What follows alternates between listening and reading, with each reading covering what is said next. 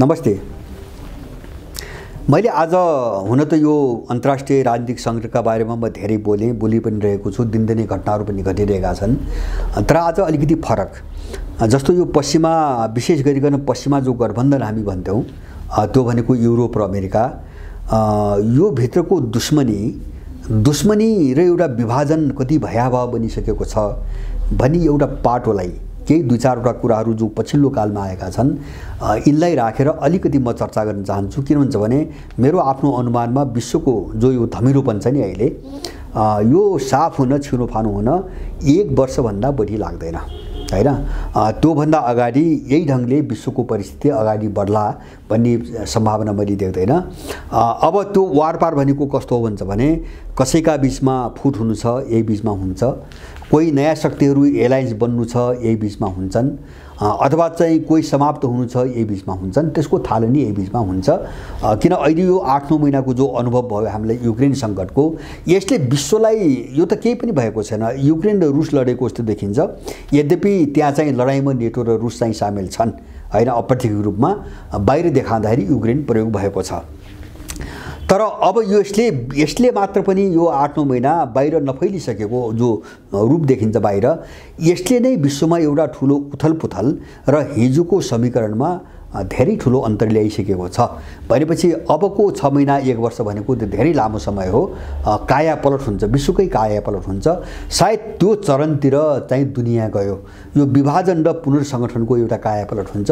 त्यो दिशातिर चाहिँ तपाईको दुनियाँ अगाडि बढ्यो भन्ने चाहिँ मलाई लाग्छ केही सङ्केतहरू हेर्दा।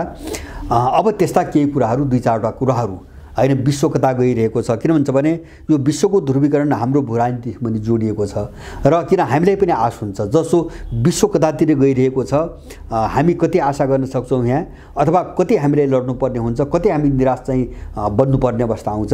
यो सबै चिजको यहाँ आकलन गर्नको निम्ति पनि हामीले विश्वको ध्रुवीकरणलाई निहालेर हेर्न आवश्यक छ। किन भन्छ भने हाम्रो भूराजनीतिक सङ्कट पनि अहिले विश्वको जो पोलराइजेसन हो यसैसँग जोडिएका शक्तिहरूले गरेको षड्यन्त्रबाट आएको सङ्कट हो। त्यसकारणले गर्दाखेरि तिनीहरूको पतनले हामीलाई निकासको बाटो दिन्छ, तिनीहरूको उत्थानले हामीलाई झन्झन रसातलमा लैजान्छ। त्यसकारणले नेपालको भूराजनीतिसँग त्यसको सम्बन्ध भएको हुनाले मैले अक्सरतया विश्व राजनीतिका बारेमा बढी चर्चा गर्नुको कारण त्यो हो। किन त्यसलाई नबुझिकन हामी यहाँ अन्धाधुन्ध हुन्छौँ नेपालको भूराजनीतिका बारेमा।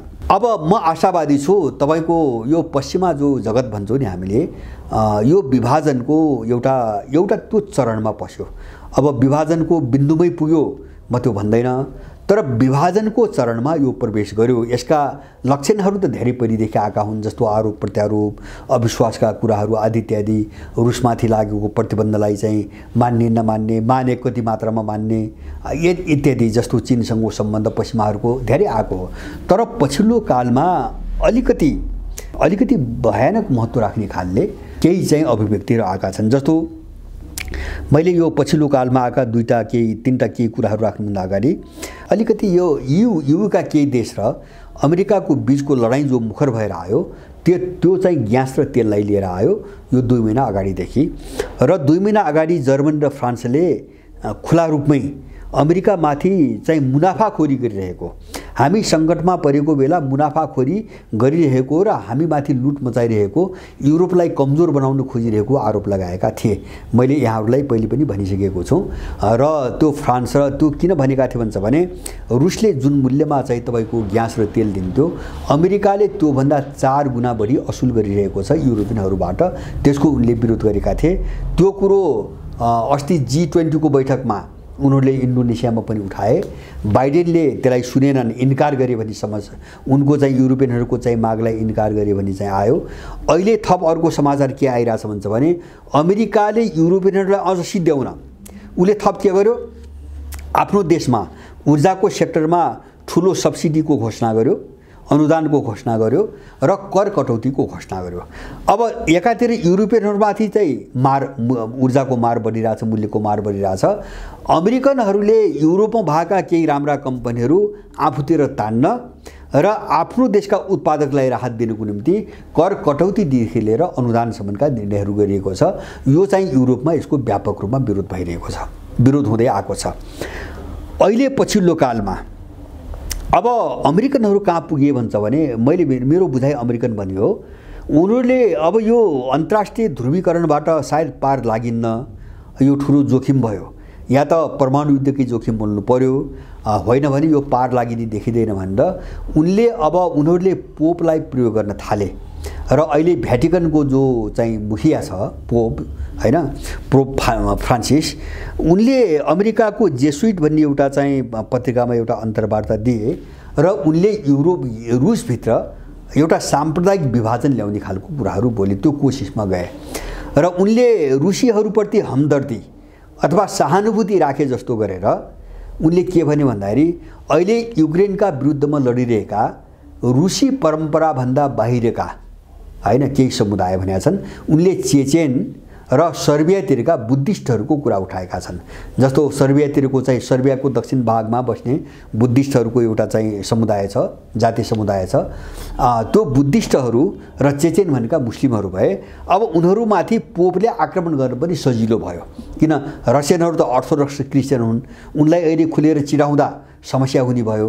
अब बुद्धिस्टहरू र मुस्लिमहरू भएको बहाना पनि भयो, बोल्न सजिलो पनि भयो र अब त्यहाँभित्र चाहिँ रुसभित्र फाटो पार्न पनि सजिलो भयो।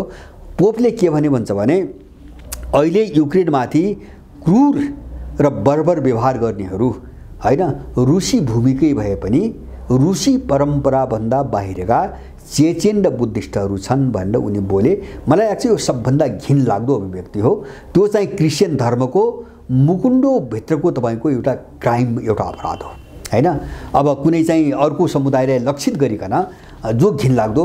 मैले भने नि अहिले चाहिँ अमेरिकनहरूले के खेल खेले पोप मार्फत भन्छ भने जस्तो रुसभित्र क्रिस्चियन समुदाय हो, जस्तो त्यहाँभित्र क्याथोलिक पनि होलान्, अलिअलि प्रोटेस्टेन्ट पनि होलान्, अर्थोडक्स त अधिकांशै छन्।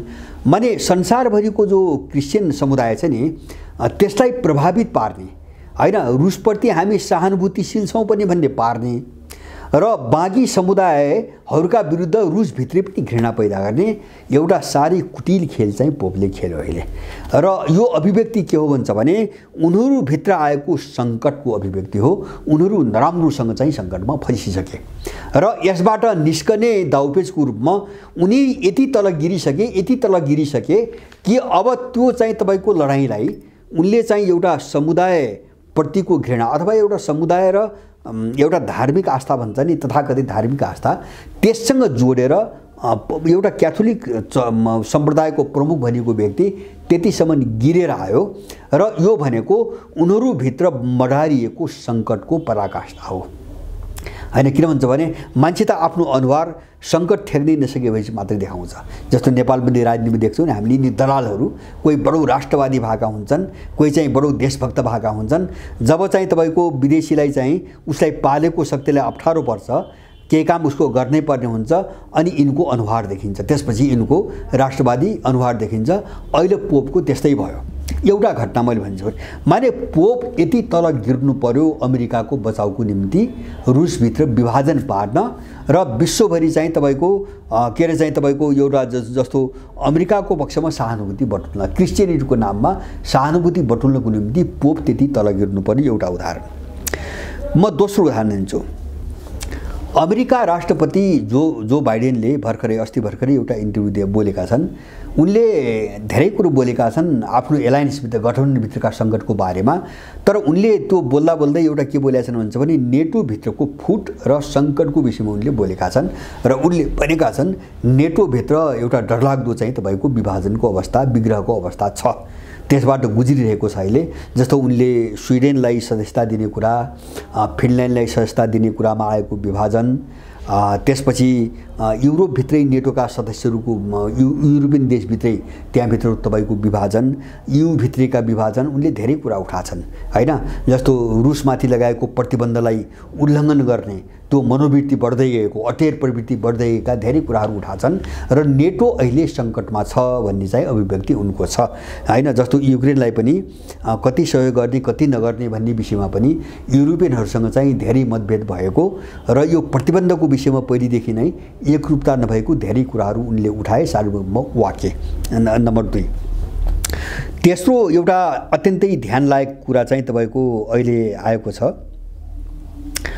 अहिले जर्मनीमा एउटा राजनीतिज्ञ छन् ओस्कार लाफोन्टेन भन्ने एउटा राजनीतिज्ञ लगभग अब त्यो चाहिँ मैले पत्रिकामा अनलाइनमा हेरे अनुसार विगत 45 वर्षदेखि रुसको राजनीतिमा एकदम शीर्ष भूमिकाहरू काम गर्दै आएका उनले अमेरिकासँगको सम्बन्ध र युरोपको हालतको विषयमा धेरै कुरा गरेका छन्। धेरै लामो छ र धेरै चाखलाग्दो छ। उनले के भनेका छन् भन्छ भने पहिलो कुरा त अहिले युरोपको हालत के भन्छ भने अहिलेको युरोप पछाडि जो मेरुदण्ड हो नि मेरुदण्ड नभएको युरोप हो, स्पाइरल कार्ड चाहिँ नभएको युरोप हो। युरोप चाहिँ तपाईको अमेरिकाले सुताइसकेको छ भनेका छन् हैन। युरोपलाई सुताइसकेको छ। जस्तो मेरुदण्ड नहुने भनेको त पल्टिने हो। जस्तो मेरुदण्ड नभएपछि हामी पनि सिधा बन्न सक्दैनौँ हैन। मेरुदण्ड भाँचियो युरोपको र युरोपलाई अमेरिकाले सुताइसकेको छ, स्पाइनल कार्ड बिनाको बनाइसकेको छ। नम्बर 1 एउटा चाहिँ उनको कुरा छ। दोस्रो कुरा उनको के छ भन्छ भने अमेरिकाले सिङ्गो युरोपलाई सन् 2014 देखि हैन यानुको बीचको बर्खास्तकी वा त्यसपछि भएको लगत्तै क्रिमियाको घटना, क्रिमिया रुसमा बिलेको त्योदेखि अहिलेसम्म अमेरिकाले सिङ्गो युरोपलाई युक्रेनको वरिपरि घुमाइरहेको छ, कामै गर्न दिएको छैन हैन। आफ्नो ढङ्गले सोच्नै दिइरहेको छैन।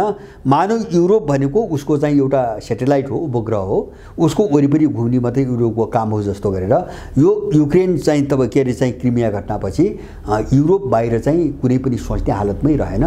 युरोप त्यसरी चाहिँ तपाईको एउटा चक्रव्यूहमा फसेको छ। दोस्रो कुरो भने तेस्रो कुरो चाहिँ तपाईको उनले चाखलाग्दो कुरो के भन्छ भने अमेरिकाले जर्मनीलाई ढाल्ने र समाप्त पार्ने, उनको भाषामा भन्ने हो भने जर्मनीलाई औद्योगिक रूपमा अब कहिले पनि उठ्न नदिने, कहिले पनि जर्मनीलाई अब औद्योगिक राष्ट्र बन्नै नदिने। अब सामान्यतः सबै युरोपलाई र विशेष गरिकन जर्मनीलाई। अमेरिकाको यो रणनीति आजको होइन, 100 वर्ष अगाडिदेखिको रणनीति हो। त्यो रणनीतिमा अमेरिकाले अहिले पनि काम गरिरहेको छ। उनले स्पष्ट शब्दमा भनेका छन् अमेरिकाको मुख्य मिसन भनेको जर्मनी सिद्ध्याउने हो हैन। अमेरिकाको एउटा कोण बाहिर हेर्ने मान्छेहरूको निम्ति रुस सिद्ध्याउने, अर्को कोणबाट के हो भन्छ भने जस्तो रुस र जर्मनीका बीचको सम्बन्ध समाप्त भयो भने जर्मनी मात्र हैन युरोपका अरू देशहरू अब त्यो कहिल्यै त्यसको औद्योगिकीकरण फेरि होला भनेर चाहिँ सपनामा निश्चिताए हुन्छ, किन उसँग कुनै पनि स्रोत छैन हैन। र रुससँग जस्तो कच्चा पदार्थ छ जस्तो उनले अन्त कहीँबाट पाउँदा पनि पाउँदैनन्। अमेरिकाले त्यही खोजिरहेको छ हैन, उठ्नै नदिने। सामान्यतः युरोपलाई र विशेष गरिकन जर्मनीलाई उठ्नै नदिने र जति औद्योगिकीकरण भएको छ त्यसलाई पनि ध्वस्त गरिदिने र रुससँगको जो प्राकृतिक स्रोतको सम्बन्ध छ जर्मनीको, जस्तो तेल ग्यास लगायत धेरै चाहिँ खानीहरू छन् हैन, धेरै खनिज तत्त्वहरू छन्, त्यसप्रतिको जर्मनीको सम्बन्ध अन्त्य गरिदिने। अन्त भयो भने जर्मनी सिद्धो, जर्मनीसँग केही पनि छैन। यो रणनीतिमा अमेरिकाले 100 वर्षदेखि काम गर्दै आएको छ। यो आजको कुरा होइन। यो कुरा न जर्मनीले बुझ्यो न युरोपियनहरूले बुझे वा बुझेर पनि बुझे जस्तो गरे वा बुझ पचाइरहेका छन्। यसले गर्दाखेरि युरोप अब सधैँको निम्ति अस्ताउने खतरा बढ्दै गएको छ भनेर उनी खुलेआम चाहिँ तपाईको बोले। अहिले चाहिँ खुलेआम रूपमा उनले भने र उनीहरूले सायद मलाई के लाग्छ भन्छ भने अमेरिकाको यो चालबाजी हो। अमेरिकाले के गरिरहेछ भन्छ भने अहिले उसले पनि बुझ्यो, जस्तो अमेरिका आफै एक्लै टेक्छु भन्ने पनि छैन, युरोपियनहरूले अब साथ दिन्छन् भने उसलाई विश्वास पनि छैन। उसले दोगला नीति खेल्न सुरु गर्यो हैन। उसको मुख्य रणनीति युरोपै सिद्ध्याउने हो, किन युरोप सिद्ध्याइसकेपछि पुरै म पार्टी आश्रित हुन्छन्, रुसको आतंक देखाइदिने र सिद्ध्याइदिने, पुरै आफूप्रति आश्रित हुन्छन् र उनलाई लुटिराख्नेदेखि लिएर उनलाई कजाइराख्ने यो सबै मौका मैले पाउँछु भन्नेमा चाहिँ अमेरिका छ हैन। रुसलाई युरोपलाई गरिब बनाउने हो उनको रणनीति।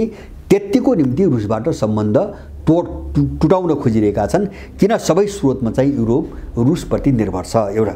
अब अमेरिकाले कस्तो दाउपेची अहिले खेलिरहेछ भन्छ भने मैले पहिले पनि यहाँहरुसँग भनेको छु, उले आफ्ना ठुला बैंकहरूलाई जस्तो मोर्गन जेसी मोर्गनदेखि लिएर आफ्ना ठुला बैंकहरूलाई रुसभित्र आफ्नो कारोबार अगाडि बढाउनको निम्ति निर्देशन दिएको कुरा हैन। यो नोभेम्बरकै सुरुमा चाहिँ बाहिरी मिडियामा आइसकेको छ। अमेरिकन सरकारले बैंकहरूलाई गोप्य रूपमा निर्देशन दिएको हैन, रुसभित्र गएर आफ्नो बैंकिङ कारोबार गर। नम्बर 1 उसले त्यो गरिरहेछ। नम्बर 2 अब युक्रेनमा फसिसकेपछि अहिले उसले के चालबाजी गरिरहेछ, त्यहाँबाट निस्कन, त्यहाँबाट पन्छिन त्यो बोझिलो भयो हैन। जस्तो युक्रेनलाई गर्ने लगानी पनि युरोपमा घट्दै गयो, विवाद हुँदै आयो, युरोपले धेरै गर्न सक्ने छैन, अब एखोरो अमेरिकाले गर्नुपर्ने अवस्था आउन थाल्यो। त्यो पनि युक्रेनबाट पन्छिनको निम्ति उसले पहिले जेलेन्स्कीलाई वार्ताको ढोका खोल भन्यो, दबाब दियो, धेरै मिडियामा आयो, तपाईँहरूलाई थाहै छ। अनि त्यहाँ अहिले पछिल्लो कालमा समाचार आइरहेका छन् कि जेलेन्स्कीलाई हटाएर अर्को पात्र खडा गर्ने तयारीमा अमेरिका लागिसकेको छ। मलाई लाग्छ यो हुन्छ हैन। जो सद्दाम हुसेनको जो नीति भयो, बिन लादेनको जो नीति भयो, त्यो नीति चाहिँ जेलेन्स्कीको हुनेवाला छ। किन भन्छ भने अमेरिकाले सद्दाम र बिन लादेनलाई पनि उठाएको उसैले हो हैन, जेलेन्स्कीलाई पनि त्यही ढङ्गले ल्याएको हो र सिध्याउने पनि उसैले हो। आफ्नो काम भएन अथवा आफ्नो निम्ति बोझिलो भयो भने उसले चाहिँ सिध्याइदिन्छ। यो तयारीमा अमेरिका लागेको छ। त्यति भएपछि अर्को पात्र ल्याएर आफू त्यहाँबाट तपाईको मुक्ति नै भित्र कन्ट्रोल गर्ने सेना अथवा कुनै मेकानिजम समात्ने, आफू त्यहाँबाट चाहिँ बाहिर निस्किने खेलमा लागेको छ भित्र। दोस्रो रोल। तेस्रो हास्यास्पद उसको भूमिका कहाँ देखियो भन्छ भने G20 को बैठकमा हैन। गएको अक्टोबरमा अमेरिकाले आफ्नो सुरक्षा नीति, नयाँ सुरक्षा नीतिमा के भनेको छ भन्छ भने हाम्रो निम्ति तात्कालिक चाहिँ खतरा रुस भए पनि दीर्घकालीन खतरा, दीर्घकालीन अवरोध र मुख्य समस्या भनेको चीन हो। उसले त्यही भनेको छ हैन। अनि चाहिँ त्यसपछि युक्रेनबाट चाहिँ तपाईको यद्यपि यसका पछाडि उसका आफ्ना चाहिँ छुट्टै छट्टो नीति छन्।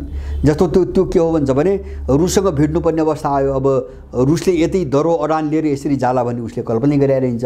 अब न रुससँग भिड्नु न त्यहाँबाट चाहिँ म त सकेन है भनेर चाहिँ भाग्नु। अनि उसले चाहिँ एउटा ल्यान्डिङको बाटो कसरी खोल्यो भन्छ भने नीति बदले जस्तो गर्यो। चीन मुख्य अवरोध हो भन्यो। त्यति भएपछि युक्रेनबाट पन्छिन पाइयो, बाटो खुल्यो, उतातिर गयो हैन। ताइवान, उत्तर कोरिया हो हल्ला गर्यो, अनि सैन्य अभ्यास गर्ने, अनि चाहिँ अस्ट्रेलियामा बम्बर, परमाणु बम्बर राख्ने आदि इत्यादि सारा कामहरू गर्यो। बाहिर त्यो गर्यो, तर भित्र G20 को बैठकमा के गर्यो भन्छ भने सी जिनपिङसँग के गर्यो भन्छ भने अहिलेको विश्वको यो चाहिँ असुरक्षा र जो खतरा छ द्वन्द्वको, यसलाई टार्नुको निम्ति चीनले महत्त्वपूर्ण भूमिका खेल्न सक्छ हैन। अब त्यो चीन र अमेरिका चाहिँ मिलेर गर्नुपर्छ नम्बर 1। दोस्रो कुरो चाहिँ हामी एक चीन नीतिमा प्रतिबद्ध छौँ हैन। उठाउन ताइवानको कुरो पनि उठाए, तर उनले के भने हामी एक चीन नीतिमा प्रतिबद्ध छौँ, अथवा तिब्बत पनि चीनकै हो, ताइवान पनि चीनकै हो हैन, त्यो कमिटमेन्ट गरे। र दोस्रो चाहिँ तपाईको युक्रेन सङ्कटलाई समाधान गर्नुको निम्ति चीनको भूमिका महत्त्वपूर्ण छ हैन। यो चाहिँ चीनले भूमिका खेल्नुपर्छ भने कहाँ चीनलाई मुख्य चाहिँ समस्या र शत्रु भनेको अमेरिका त यसरी प्रस्तुत भयो G20 को बैठकमा कि अब अमेरिका र चीनको बीचमा सहकारी नहुने हो भने अब बीचमा चाहिँ विश्वमा शान्ति नै आउँदैन हैन। यो केही गतिविधिहरू हुन् हैन। उसका दोगला अब चीनसँग त्यो भूमिका किन खेल्यो हैन। मलाई लाग्छ के हुन्छ भने सकेसम्म युरोपियनहरूलाई चीनसँग सम्बन्ध टुटाउन उसले धेरै प्रयास गर्यो हैन, तर सकेन। र जर्मनीले दुईटा चाहिँ निर्णयबाट देखाइदियो। एउटा निर्णय के देखायो भन्छ भने जर्मनीको के अरे चाहिँ हम्बर्ग पोर्ट भन्छ हैन, एउटा बन्दरगाह, त्यो बन्दरगाहको एउटा टर्मिनलमा चाहिँ तपाईको 24-25% सेयर चीनलाई दियो। अमेरिकनहरूले ठुलो विरोध गर्दै हैन युरोपमा चाहिँ चीनलाई ल्याउनु हुन्न भन्ने थियो उनको दबाब, केही युरोपियन देशको पनि थियो। एउटा चाहिँ त्यो पोर्टमा सम्झौता गरिदियो, सेयर तपाईको बेचिदियो। र दोस्रो के भन्छ भने त्यसपछि भर्खरै चाहिँ जर्मन चान्सलर चाहिँ चीनमा गइसकेपछि उनले दुईटा कुरा बोल्ले। एउटा कुरा के बोल्ले भन्छ भने चीनसँग हामी डिकपल हुन सक्दैनौँ, अथवा चीनसँग चाहिँ हामी चाहिँ तपाईको सम्बन्ध तोड्न सक्दैनौँ। चीनसँग सम्बन्ध तोडेर युरोपको पनि विकास हुँदैन, चीनको पनि विकास हुँदैन नम्बर 1। दोस्रो उनले के गरे भन्छ भने अमेरिकालाई सबैभन्दा बढी बिझाउँदै आएको, उसले सबभन्दा बढी मन नपराएको र चीन र रुसले सधैँभरि उठाउँदै आएको मल्टिपोलर विश्वको समर्थनमा बोलिदिए। उनले के भने भन्छ भने संसार बहुध्रुवीय भइसकेको छ हैन, हामी सबै ध्रुवसँग राम्रो सम्बन्ध कायम राख्न चाहन्छौँ। उनले त्यो बोलिसकेपछि अब अमेरिकालाई चाहिँ नपचेपछि जब अमेरिका त स्वार्थी, अब जर्मनी पनि गयो सम्बन्ध बढायो, फ्रान्स त्यस्तै गरिरहेको छ, अरू युरोपियन देश त्यस्तै गरिरहेका छन्। अब कट्ने भयो त अमेरिका मात्रै हैन, रुससँग पनि त्यही कट्ने भयो, चीनसँग पनि त्यही कट्ने भयो। अनि म चाहिँ अलगावमा परे भन्ने भयो। त्यसपछि गएर G20 को बैठकमा भलाखुसारी गर्यो, खुशामदी गर्यो। माने अमेरिका अहिले यो भूमिकामा छ। र अहिले चाहिँ तपाईको पश्चिमी एलायन्समा के देखिन्छ भन्छ भने युरोपबाट अमेरिका सशङ्कित, अमेरिकाबाट युरोप सँगसँगै बदलेर एकदमै चरम प्रकारको अविश्वास। यसले गर्दाखेरि पछिल्लो कालमा आफ्नो अवस्था कसरी बलियो बनाउने भनेर आफ्नै ढङ्गका दाउपेच सुरु भएका छन् हैन। अब यो लक्षण त्यही हो। जस्तो मैले रुसी सम्बन्धलाई लिएर पनि भने, चीनसँगको सम्बन्धलाई पनि लिएर भने, दाउपेच अगाडि बढिरहेका छन् आफूलाई सुदृढ गर्ने। त्यहाँ कोही पश्चिमी गठबन्धन भन्ने छैन। अब जस्तो हामीले चाहिँ केही समय पहिले सुन्थ्यौँ युक्रेन सङ्कटभन्दा अगाडि नेटोको नाम अथवा चाहिँ अरू कुनै नाममा पश्चिमी गठबन्धन एक ढिक्का छ भने जो सुन्थ्यौँ त्यो चाहिँ तपाईँको भताभुङ्ग भइसकेको छ। र यो गठबन्धन कुनै पनि बेला एउटा फरक चाहिँ पोलका रूपमा, ध्रुवका रूपमा तपाईँको बाहिर आउने सम्भावनामा त त्यो अपरिहार्य छ। त्यस ढङ्गको तयारी युरोपले पनि गरेको छ, त्यो ढङ्गको तयारी अमेरिकाले पनि गरेको छ। यति हो। त्यस कारणले गर्दाखेरि आसन्न चाहिँ जो चाहिँ एउटा यो उथलपुथल देखिन्छ, यसले चाहिँ विश्वको चाहिँ तपाईँको अहिलेको समीकरण सन्तुलन मात्रै होइन, मलाई लाग्छ विश्वको नक्सा पनि, धेरै देशको नक्साहरू पनि भारी उतार चढाव र फेरबदल ल्याउँछ भन्ने चाहिँ मलाई लाग्छ। र त्यसको असर नेपालमा साह्रै गहिरो पर्नेवाला छ हैन। अब रिजल्ट के आउँछ त्यो अहिले चाहिँ म भन्न सक्दिनँ हैन। अरू अहिले अनुमान बढी धेरै नगरौँ। मेरो बुझाइ त अहिलेसम्मको विकासको प्रक्रिया हेर्दाखेरि पश्चिमी जगत ढल्यो। पश्चिमी वर्चस्वको जो चाहिँ तपाईँको एउटा दृश्य थियो त्यो चाहिँ समाप्त भयो।